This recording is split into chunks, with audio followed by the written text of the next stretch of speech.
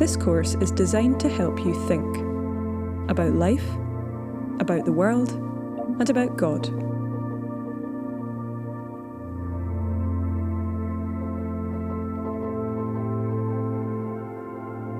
This course is for your benefit.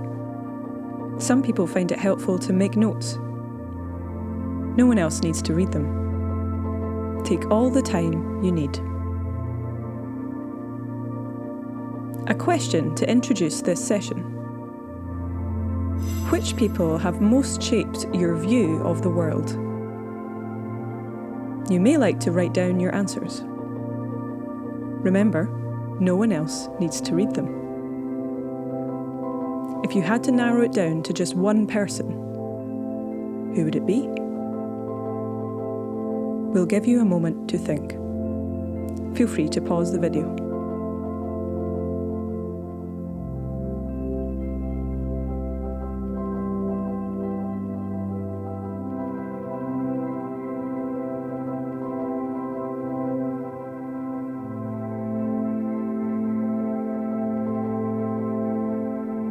We'll return to that question later, but first,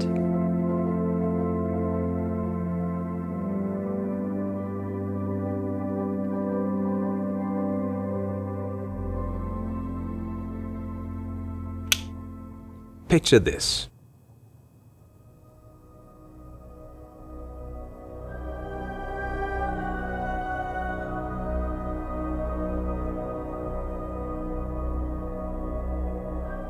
A woman wakes up on a space station.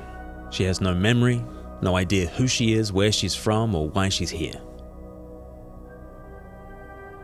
And then she realizes she's not alone. There's Doc. He doesn't know what to think, but he's a scientist. So he starts observing the design of the spacecraft. Everything is just right. It stands to reason they're actually providing for us. Someone wants us here. There's Hope.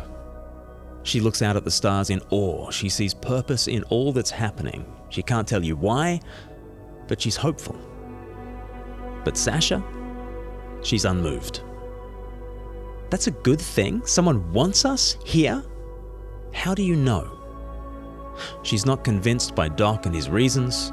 She's not convinced by Hope and her optimism. She's just not convinced. And life is a bit like this.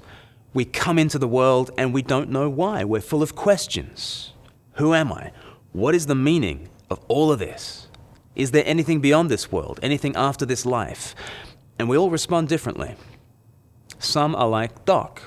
They study the design of this world logically, scientifically, mathematically, and they conclude that we live in a world fine-tuned for life, fine-tuned for us.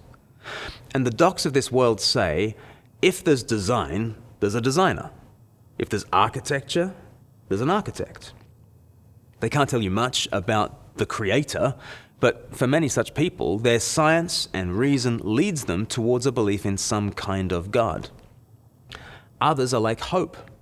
They sense that there's more going on, and maybe they feel like someone up there likes us. They might call themselves spiritual but not religious. Others, though, are not convinced. Our girl, Sasha, she thinks to herself, well designed? Really? I mean, sure, there are some nice bits about this world, but there's plenty wrong too. And if we're calling this world well designed, compared to what? I mean, this universe is the only one we've got. And if there is a grand architect, maybe he's a sadist. We just don't know. I wonder who you lean towards. If you are on that space station, who are you most like? The Hopes of this world can have experiences, sometimes profound experiences, of something more. The Docs of this world have reason and evidence pointing to a universe that was made on purpose. But personally, I'm less like Hope and less like Doc. I'm more like Sasha. If all I have to go on is this world, I don't know. The beauty of this world blows my mind, yes, but its suffering breaks my heart. I don't know. How about you? Are you Hope? Are you Doc? Are you Sasha? Well, before you answer, I have to tell you the story is not over. Here's the plot twist. While Hope, Doc, and Sasha are arguing, a new possibility opens up. A ship docks. The space station shudders, the airlock opens, and a man appears. He's out of breath. Doc asks, "How?" The man says, "Long story." Hope says, "Where have you come from?" The man says, "Home." Sasha asks, "Who are you?" The man says, "I'm the rescue." Now here's the question. Does the entrance of this man change the conversation in the room? It has to, right? I mean, it has to change everything. Hope and Doc and Sasha must do business with this man. They can't ignore him. His arrival is too earth-shattering. The possibilities are too great. They will have to make up their mind about this guy. Maybe they will all disbelieve him. Maybe they think he's just come from another part of the ship and he has delusions of grandeur. Maybe they think they've all got cabin fever and they've dreamt him up. They will want to pepper him with questions. Who are you really? Where have you come from? Prove it. They'll want to grill him about who he is and where he's from.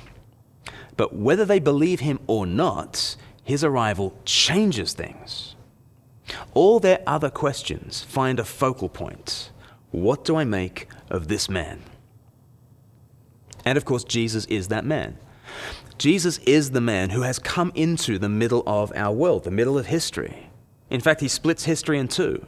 Everything before him, we now say, is BC, before Christ. Every year afterwards has been counted as a year since him. At the center of the human story stands a man who makes extraordinary claims.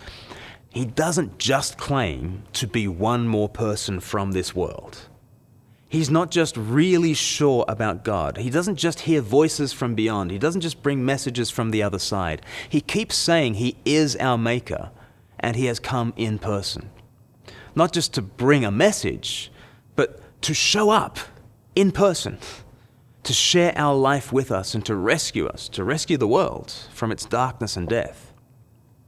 That's his claim. And that's very different. Some religions claim that special people have heard messages from beyond this world.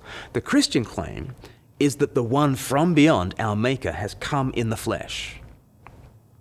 I mean, what do you make of that? What do you make of Jesus? You could be like Hope, or like Doc, or like Sasha, or like any number of different characters. Christians have all sorts of personalities. But whatever your temperament, the big question is, what do you make of Jesus? Is he who he says he is? If he is, it changes everything.